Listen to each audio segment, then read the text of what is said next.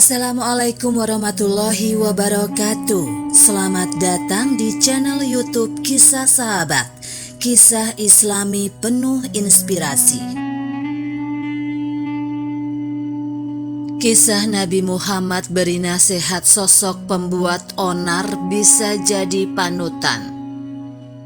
Kisah Nabi kali ini bercerita soal kesederhanaan Nabi Muhammad yang memberi dampak luar biasa bagi orang yang ada di sekitarnya.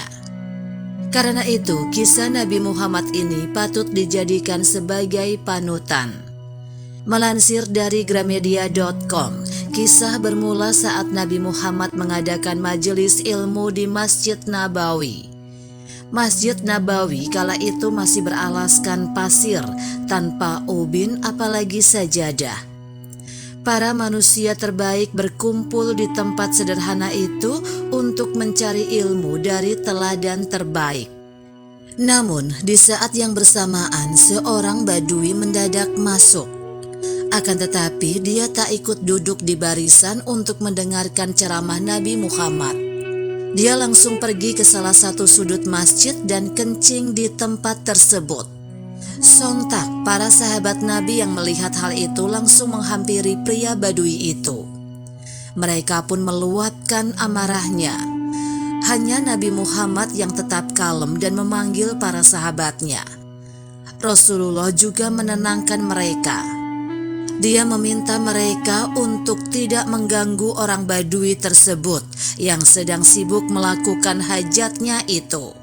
Setelah orang badui itu selesai dengan urusannya, Nabi Muhammad pun memanggilnya dengan ramah. Amarah para sahabat Nabi terlihat jelas saat orang badui itu berjalan mendekat ke Rasulullah. Hanya Nabi Muhammad yang selalu memasang wajah ramah.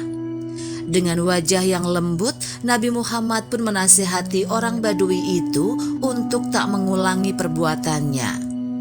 Nabi Muhammad lantas menjelaskan ke orang badui itu bahwa masjid adalah tempat untuk beribadah kepada Allah Subhanahu wa Ta'ala, bukan untuk buang hajat. Setelah memahami ucapan Nabi Muhammad, orang itu lantas pergi meninggalkan masjid.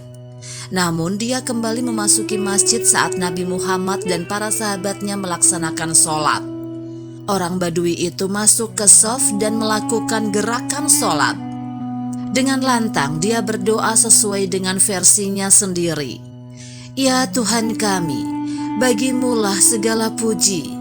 Sayangilah aku dan Muhammad dan jangan engkau sayangi orang-orang selain kami berdua. Demikian bunyi doa yang dia ucapkan. Dan cerita tersebut dapat diambil sebuah hikmah, yakni menasihati seseorang tidak harus dengan marah-marah. Memberi nasihat secara halus justru lebih diterima oleh orang lain. Demikianlah kisah sahabat yang dapat kami sampaikan. Semoga bermanfaat dan dapat menginspirasi kita semua. Sampai jumpa di kisah selanjutnya.